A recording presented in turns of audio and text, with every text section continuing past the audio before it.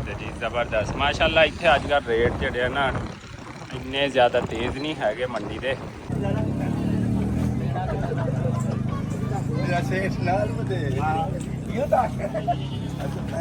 लो जी माशाल्लाह, जवान आ भी नहाई जाता तो मझां भी नवाई जाता है गर्मी के मौसम च। वाह बई वाह, क्या बात। बिस्मिल्लाहिर्रहमानिर्रहीम, अस्सलाम वालेकुम सज्जनों, बेलियो ते मित्रों, तुहाडा की हाल चाल है? उम्मीद है सारे ठीक ठाक होणगे, वधिया होणगे। लहंदे चढ़दे पंजाब वाले माशाल्लाह अजकल लहंदे ते चढ़दे पंजाब दे विच इक्को ही चर्चे ने माशाल्लाह। बकरा ईद ते पूरे वर्ल्ड दे विच, पूरी दुनिया दे विच जिथे जिथे भी साडी उम्मत मुस्लिमा बैठी हुई है ते माशाल्लाह अजकल जड़ियां भरपूर बकरा ईद दियां तैयारियां च सुन्नत इब्राहिमी नूं अदा करन वास्ते पाकिस्तान समेत पूरी दुनिया दे उत्ते जड़े जानवर ने बकरे वैड़े गाबे ते इन्हां दी खरीदो फरोख जारी हैगी है।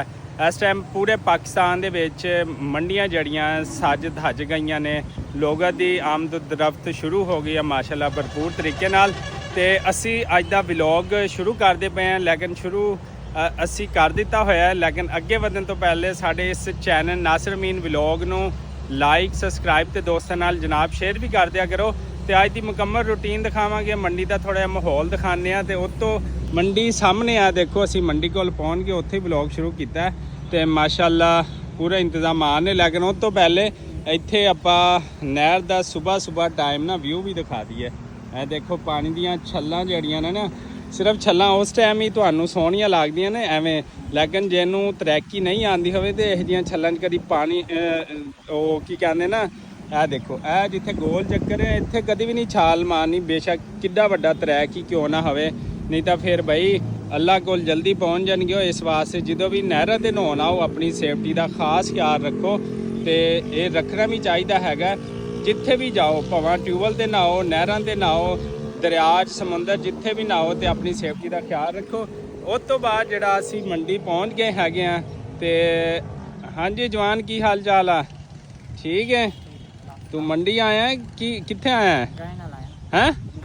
अच्छा अच्छा जवान देखो जी, इधर मंडी लगी हुई है माशाल्लाह, ते इधर नहर दे उत्ते गाइयां चरा रहा माशाल्लाह। माशाल्लाह कितनी गाय हैगी आ? 30 गाय। ओ माशाल्लाह, तू तो माशाल्लाह अच्छा बिजनेस करदा पिया है। एक जॉब होल्डर नालों अच्छे पैसे कमा रहे हैं। चलो माशाल्लाह जी, रोजी कमानी चाहिए है। नौजवान जरा इधर आ, नौजवान माशाल्लाह जी तकड़ा है। 30 गावां रखियां ते बेहतरीन बिजनेस हैगा। अल्लाह ताला तेरे माल विच रिजर्व विच होर बरकत देवे ते अगे वाधे हैगे आ। ते इत्थे मंडी तुहानूं दस्सिया खानपुर डिस्ट्रिक्ट रहीम यार खान तहसील खानपुर की मंडी ए लगी पई हैगी आ। हाँ केड़ा? चार चक दरबार जेठा बूटा के कोल हैगी आ। इत्थे आ देखो ए जेठा बूटा दी ओ मस्जिद है। ते इधर व्यू तुहानूं थोड़ा दिखाना पिया। ते इत्थे जनाब गावां देखो नहर दे उत्तों पानी शानी पी रही ने। तो सुबह सुबह इन्होंने भी जरा ना गुड मॉर्निंग हो गया। हाँ जी, ये भी अपनी नाश्ता पानी जरा कर दियाँ पईयां ने। तो अगे वधदे है मजीद। तो दूसरी गल ये करनी सी कि सुन्नत इब्राहिमी अदा करो, लेकिन हक सिर्फ उन्होंने ही है जिन्हें हलाल तरीके नाल पैसे कमाए ने। तो सुन्नत इब्राहिमी अदा करेगा। जिन्हें किसी का हक खादा, इधर आ बई, जिन्हें किसी का हक खादा, 2 नंबरी की, किसी की जेब कट्टी, किसी के पैसे खो के ते वो भला कुर्बानी कर सकता है? नहीं कर सकता। देखो दूसरा बंदा भी कह रहा है कि वो नहीं कुर्बानी कर सकता। तो किसी का हक खान तो पहले जड़ा ना तुसी ओदा हक अदा करो, समझ लो वही तुहाडी बहुत वड्डी ईद हो जाएगी। तो अगर तुसी किसी का हक खा के ते चले हो कुर्बानी करन, चोरी का बकरा करके चले हो कुर्बानी करन, या किसी ना फ्राड झूठ किसी की जेब कतर करके ते चले हो कुर्बानी करन, तो फिर वो ना तुहाडा वो कुर्बानी जायज़ है, तो ना तुहाडे हज ही किए हुए जायज़ ने। इस तरह ना किसी का हक नहीं खाना चाहिए बिल्कुल बिल्कुल भी किसी तौर पर। तो दूसरा माशाल्लाह लखों आज़मी ने हज अदा करने वास्ते जड़ा ना गए होंगे साढ़े हाजी दुनिया भर तो, जिथे जिथे भी उम्मत मुस्लिम बैठे ने तो उत्थे उत्थे गए होने हज अदा करने वास्ते। माशाल्लाह हाजियां नूं इस दफ़ा भरपूर तरीके नाल प्रोटोकॉल मिलता पिया हैगा उत्थे। ते अच्छे इंतजाम ने। सऊदी अरब हुकूमत का शुक्रिया, पाकिस्तान का शुक्रिया, ठीक है कि इस दफ़ा आज़मी ने हज नूं बहुत अच्छे इंतजाम मिले ने।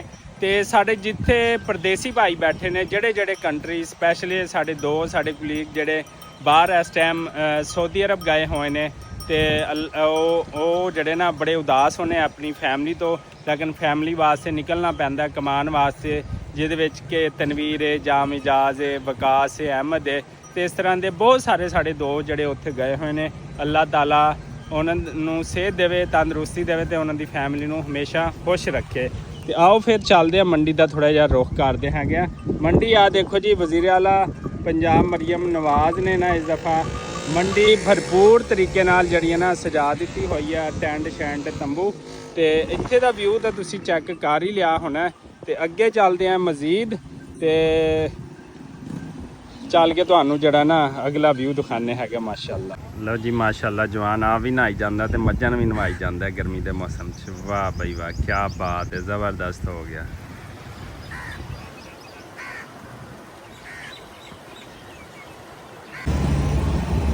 ਲਓ ਜੀ, ਇੱਥੇ ਖਾਨਪੁਰ ਵਾਲੀ ਜਿਹੜੀ ਮੰਡੀ ਹੈ ਨਾ ਉਹ ਲੱਗੀ ਪਈ ਹੈਗੀ ਮਾਸ਼ਾਅੱਲਾ।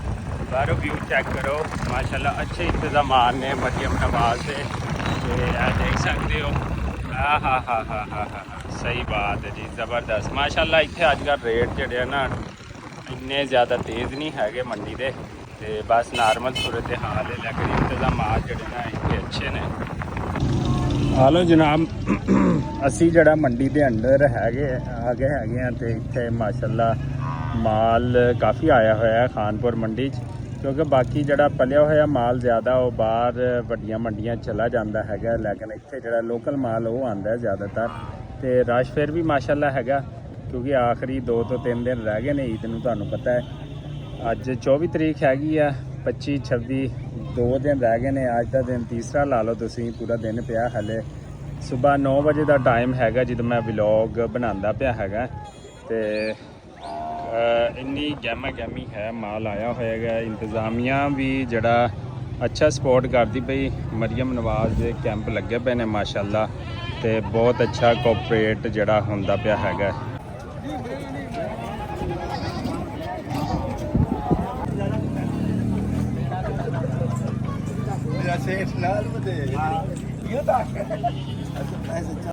ਲਓ ਜੀ, ਮੰਡੀ ਵਿੱਚ ਬੱਕਰੇ ਤਾਂ ਜ਼ਿਆਦਾ ਆਏ ਹੋਏ ਨੇ, ਲੇਕਿਨ ਖਰੀਦਾਰ ਜਿਹੜਾ ਬਿਲਕੁਲ ਘੱਟ ਹੈ ਨੇ ਮਾਸ਼ਾਅੱਲਾ। ਬੱਕਰੇ ਕਾਫੀ ਸੋਹਣੇ ਵੀ ਨੇ, ਅੱਛੇ ਵੀ ਨੇ ਤੇ ਬਿਹਤਰ ਵੀ ਨੇ, ਤੇ ਲੇਕਿਨ ਜਿਹੜਾ ਖਰੀਦਾਰ ਬਿਲਕੁਲ ਜਿਹੜਾ ਉਹ ਘੱਟ ਆਏ ਹਨ। ਵੇਚਣ ਵਾਲੇ ਜ਼ਿਆਦਾ ਨੇ ਤੇ ਲੈਣ ਵਾਲੇ ਜਿਹੜੇ ਉਹ ਘੱਟ ਨੇ ਇਸ ਟਾਈਮ ਮੰਡੀ ਦੇ ਵਿੱਚ। ਇੰਤਹਾਈ ਸਸਤਾ ਤੇ ਜਿਹੜਾ ਨਾ ਉਹ ਮਹਿੰਗੇ ਬੱਕਰੇ ਨਹੀਂ ਹੈ ਖਾਨਪੁਰ ਮੰਡੀ ਦੇ ਵਿੱਚ। ਵੱਡਾ ਛੋਟਾ ਮਾਲ ਸਾਰਾ ਜਿਹੜਾ ਨਾ ਉਹ ਸਸਤਾ ਹੈਗਾ, ਦੇਖ ਸਕਦੇ ਹੋ ਤੁਸੀਂ।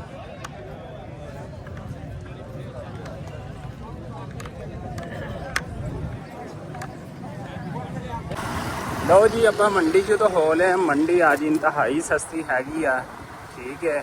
ਉਹ ਜਿਹੜਾ ਲੈਣ ਵਾਲੇ ਜਿਹੜੇ ਜ਼ਿਆਦਾ ਲੋਕ ਨੇ ਤੇ ਵੇਚਣ ਵਾਲੇ ਵੀ ਜ਼ਿਆਦਾ ਨੇ, ਲੇਕਿਨ ਹੈ ਕਿ ਮੰਡੀ ਫਿਰ ਵੀ ਇੰਤਹਾਈ ਸਸਤੀ ਹੈਗੀ ਆ। ਮਤਲਬ ਰੇਟ ਇੰਨਾ ਨਹੀਂ ਹੈਗਾ ਜਿੰਨਾ ਕਿਸਾਨ ਜਾਂ ਸਾਰਾ ਸਾਲ ਮਿਹਨਤ ਕਰਦਾ ਹੈਗਾ।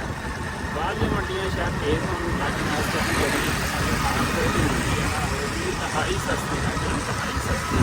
ਯਾਨੀ ਕਿ ਵੇਚਣ ਵਾਲੇ ਜਿਹੜੇ ਜ਼ਿਆਦਾ ਨੇ